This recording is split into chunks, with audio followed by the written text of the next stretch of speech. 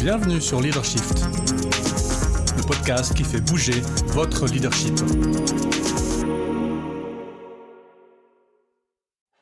Vincent, en plein networking, ça donne à peu près ça.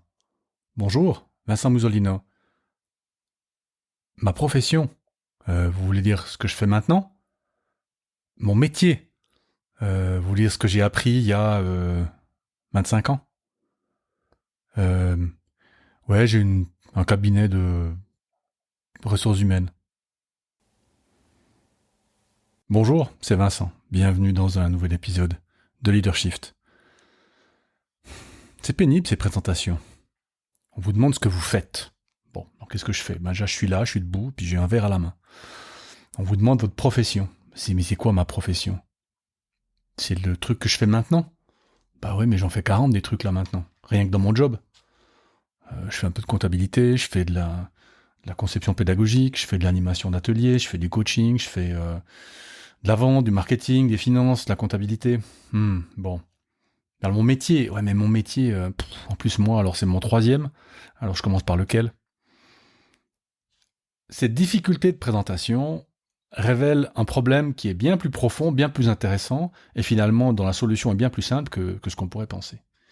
Le sujet de ce podcast, alors c'est pas le networking, c'est pas comment se présenter, quoique, mais c'est le slashing, que j'ai intitulé une vieille nouveauté, parce que je vais essayer de vous montrer que c'est pas nouveau, mais quand même.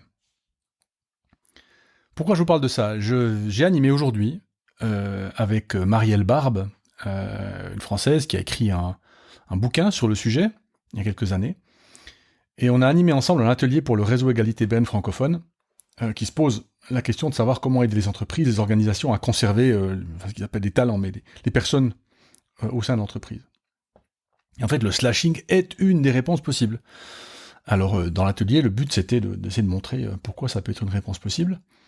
Et moi, j'ai décidé de vous en parler dans cet épisode de podcast parce que je pense que c'est un de ces concepts qui cristallise bien, qui résume bien toute une série de choses auxquelles on pense, et puis qui nous donne du coup, puisqu'on l'a identifié, peut-être quelques pistes pour faire avancer cette idée et du coup répondre à toutes ces questions qu'on se pose en termes de recrutement, en termes de conserver les gens, etc., en termes d'engagement professionnel. Alors, le slashing, introduit en 2007 pour la première fois par une Américaine, Marcy Alboher, dans son ouvrage One Person, Multiple Careers. Donc c'était apparemment un bouquin dans lequel elle parle que les personnes peuvent avoir plusieurs carrières. Donc là, on est dans le plusieurs carrières, pas dans la chronologie, ça veut dire comme moi qui ai fait 3 carrières différentes, mais l'une à la suite de l'autre. Là, elle parle plutôt de personnes qui ont des carrières multiples en même temps.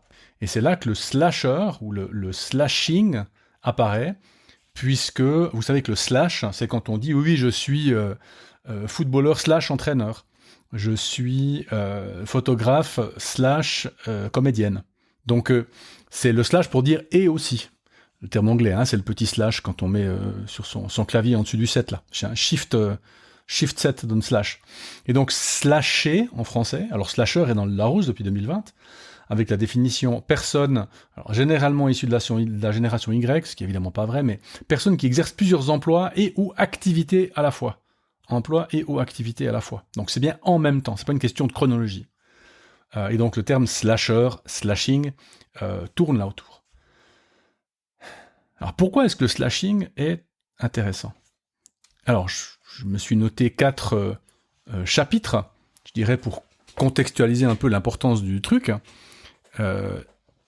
Pourquoi est-ce que c'est important historiquement ? Pourquoi est-ce que c'est important philosophiquement ? Pourquoi est-ce que c'est important psychologiquement ? Et pourquoi est-ce que c'est important sociologiquement. Puis après, on verra ce que ça peut nous amener, nous, personnellement. Et puis, on parlera un petit peu des entreprises aussi. Alors, pourquoi c'est intéressant historiquement ? Parce qu'en fait, avant que le monde soit compliqué, toutes les grandes personnes que vous connaissez avant le XXe siècle, c'était tous des slasheurs et des slasheuses, pour la plupart. Alors, l'exemple qu'a pris Marielle dans le truc qu'on a animé aujourd'hui, c'est Léonard de Vinci. Si vous regardez le nombre de titres ou de professions, tiens, puisqu'on parlait de professions, dont il peut se targuer, c'est même pas drôle, quoi. Architecte, peintre, dessinateur, ingénieur, enfin bon, etc. Je crois qu'elle en avait au moins une dizaine, quoi. Et c'est pas tout. Pensez à notre région, ici, dans le Jura suisse, Jura vaudois, Jura bernois, Jura neuchâtelois, paysans l'été, horloger l'hiver. Alors là, vous pourrez me dire c'est chronologique, oui, mais ils avaient quand même les deux métiers en même temps. Et d'ailleurs, ça m'a fait penser, est-ce que le temps rude du Jura a pas fait que c'est aussi pour ça que les horlogers sont nés ici. On pourrait s'imaginer que si on était toujours au bord de la plage, on n'aurait peut-être pas développé le métier d'horloger. Bref, paysan l'été, horloger l'hiver. On peut penser à l'engagement politique en Suisse, qui est toujours, alors à part les exécutifs, mais qui est toujours ou souvent un engagement politique de milice, avec des gens qui ont un job, et puis qui en plus, donc slasher par définition. On peut penser à l'engagement associatif. Combien il y a de caissiers, de secrétaires, d'organisateurs, de présidents, de clubs, d'associations, de sport, de chorales, de trucs économiques. Enfin, bon, pour ça, en parenthèse, la Suisse est quand même un pays assez extraordinaire. Il y a un maillage associatif absolument incroyable, même dans des endroits relativement reculés par rapport aux grands centres urbains. Donc, vous voyez que historiquement, ça existe depuis très très très longtemps, le slashing. J'ai même pas mentionné la parentalité. Là, on fait souvent les deux en même temps. Enfin, en même temps, vous voyez ce que je veux dire. Le jour et la nuit, on va dire comme ça. Philosophiquement, c'est très intéressant aussi, parce que le fait d'avoir plusieurs activités en même temps empêche l'aliénation. Vous vous souvenez, l'aliénation, c'est la perte d'identité, la perte de contrôle sur son être, sur son existence, puisqu'on doit vendre la seule chose qu'on a à un patron, qui est sa force de travail. C'est le concept qu'a développé Marx pour expliquer pourquoi est-ce que les masses laborieuses, le prolétariat, comme il l'appelle, est aliéné. On l'empêche de vivre sa vie pleinement, puisqu'en fait, on lui donne un job à faire qui est uniquement la vente de sa propre force de travail. Et donc, pourquoi est-ce que le slashing peut empêcher l'aliénation ? Parce que je reprends quelque part contrôle sur mon activité principale, ou mes activités principales, je devrais dire, puisque je ne fais plus que vendre. Je fais autre chose, j'amène d'autres choses. Et donc je peux, je ne vais pas dire me réaliser, mais il y a un petit peu de ça quand même. Et puis justement, ça révèle ou ça développe l'entièreté de la personne. Et donc on essaye de fusionner dans le slashing, passion, loisir, activité lucrative, activité non lucrative, etc., etc. Pourquoi est-ce que c'est intéressant psychologiquement ? Ça intéressera les personnes des ressources humaines. Parce que vous voyez que le slashing, si je suis par exemple la personne qui a créé un fitness ici à Corgemont, eh bien je crois que elle est assistante en soins et santé communautaire ou infirmière, je sais plus, et lui il est charpentier, travaille dans le bois en tout cas. Ils ont les deux un job à X% et ils ont décidé d'ouvrir un fitness. On peut imaginer les deux mêmes employeurs il y a 15 ans qui auraient dit « Ah ben non, c'est exclu, tu bosses à 100% pour moi, point barre, c'est 100% ou rien du tout. » Heureusement, c'est en train de changer. Donc, évitement de la routine, donc du bore-out, puisque je peux nourrir l'une activité avec l'autre, en termes de diminution du stress, donc du burn-out, potentiellement. Alors, faire attention, parce que le slashing peut aussi avoir des côtés négatifs, justement du stress, justement du burn-out, puisque je veux courir plusieurs lèvres à la fois. Donc, j'ai l'impression que le slashing demande quand même une certaine capacité à l'autogestion qui n'est pas nécessairement donnée à tout le monde. Et que ça pourrait être compliqué, par exemple, de prendre un mandat associatif, un mandat politique, 2 jobs à temps partiel. Il faut quand même un truc petit peu organisé, avoir peut-être, je sais pas, suivi un cours ou pris des informations pour savoir comment pas tomber dans l'excès. Mais bien équilibré, ces diverses activités peuvent diminuer le stress puisque on va se nourrir des unes avec les autres. Croissance et apprentissage, évidemment, ce que Carol Dweck appelle la growth mentality, la mentalité de croissance, puisque je vais non seulement moi croître directement, mais je vais aussi pouvoir peut-être apporter ou parler de mes diverses activités aux différentes personnes et croître le niveau général finalement de connaissances ou de compétences dans mes différents sujets. On va évidemment psychologiquement valoriser les dons, les talents, les compétences. J'avais peut-être déjà parlé dans un épisode de ce podcast mais je crois que c'était un agent d'exploitation qui faisait de la programmation à ses heures perdues, entre guillemets, et puis il a vu une problématique dans son travail, Et puis, il a proposé à son chef de coder une petite application ou un petit programme pour faciliter, automatiser une tâche, ce qu'il a fait. Bah, évidemment, le patron, ça n'y a rien coûté, puisque c'est un employé. Donc, il fait ça, et bah, maintenant, je crois, la légende dit qu'aujourd'hui, bah, il est agent d'exploitation et programmeur. Vous voyez qu'il ne s'agit pas de faire des reconversions. C'est pas ça l'idée. Alors moi, j'ai dû en faire 2, des reconversions. C'est le troisième métier. Mais peut-être que j'aimerais avoir les 3 en même temps. Alors la réponse est non, moi je suis content là-dessus aujourd'hui. Mais en parenthèse, aujourd'hui, je le ferai tout à l'heure, mais est-ce que je suis un slasher? Bah, je vous montrerai que plutôt oui. Mais valorisation des dons. Cet agent d'exploitation, il programmait dans son temps libre.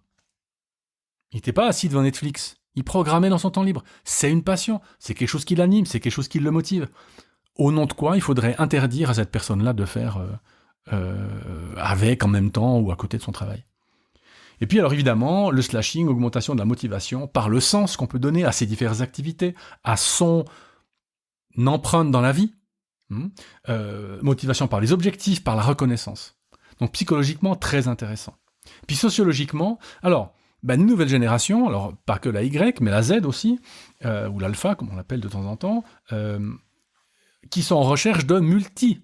Ils sont toujours multi-X. Ils ont toujours fait 40 trucs en même temps. Hein. Je pense à mes enfants. Ça fait partie de la mentalité, de la manière d'être, de la manière de vivre. On fait 3 trucs en même temps. Je suis avec mes copains et je chatte avec ma copine. Je joue à un jeu vidéo et pendant que ça charge, je fais vite autre chose. Enfin, cette idée-là, alors, je dis pas que c'est du slashing ça, mais cette idée que je peux faire plusieurs choses en même temps est naturelle pour ces gens-là. Vous leur dites maintenant, d'accord, que tu vas avoir une chef, un job pour les 35 prochaines années. Bon, voilà, ça va pas bien se passer. Et puis, sociologiquement aussi, remise en cause de modèles qui finalement sont assez récents, du tout unique. Je peux appartenir à un groupe, je suis suisse, je peux avoir un seul amour, une seule personne dans ma vie qui compte vraiment, je peux avoir un seul travail, et tout ça est en train de voler en éclats.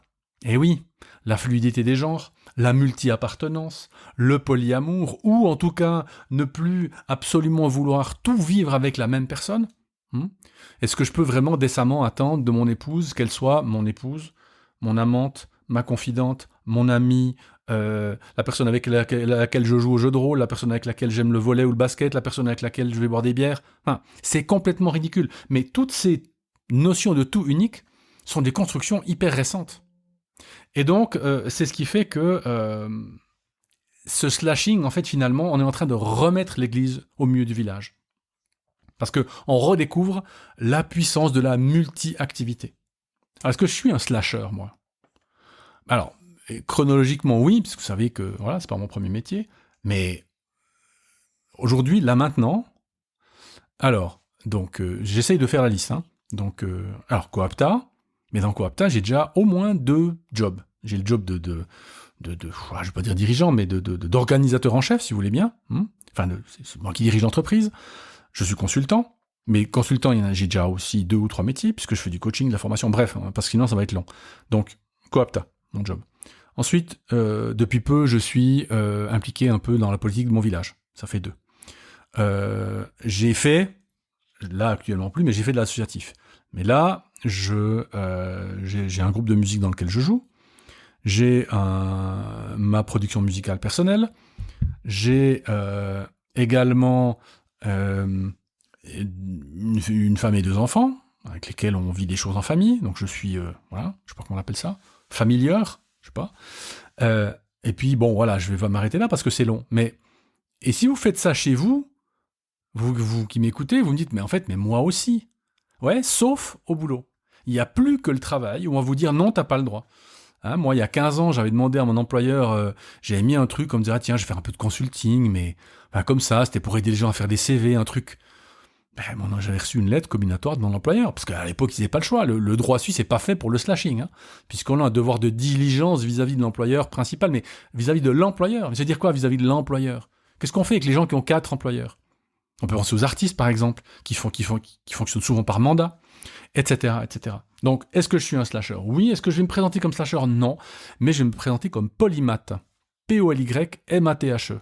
C'est un terme qui vient de la Renaissance, dont a parlé Marielle aujourd'hui, et qui est justement le fait qu'on a des compétences ou des connaissances dans plusieurs domaines, mais qui ne sont pas connectés les uns aux autres.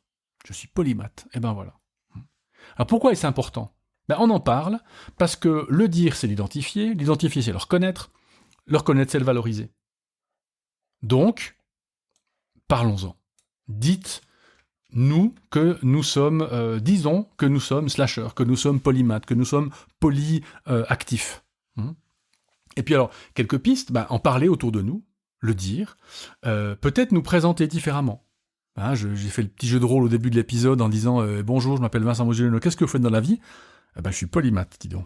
Incroyable. Et puis ça va poser des questions, puis on va parler enfin autre chose que de « Qu'est-ce que tu fais dans ton job ?» Parce que, au bout d'un moment, c'est pénible. Et puis peut-être poser d'autres questions, en toute occasion. On peut poser d'autres questions quand on rencontre des gens, on peut poser d'autres questions quand on fait nos one-on-one. Plutôt que de poser la question « Qu'est-ce que tu as fait cette semaine ?» En fait, je sais pas, qu'est-ce qui t'a intéressé cette semaine ? L'entretien de fin d'année, le recrutement. Ce sont autant d'occasions de poser d'autres questions pour découvrir d'autres choses chez les gens et les aider simplement à les mettre en jeu pour le plus grand bien de tout le monde finalement.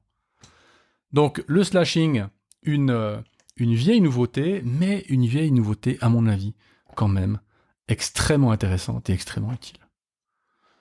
C'est la fin de cet épisode. Je vous dis à la semaine prochaine. Ciao.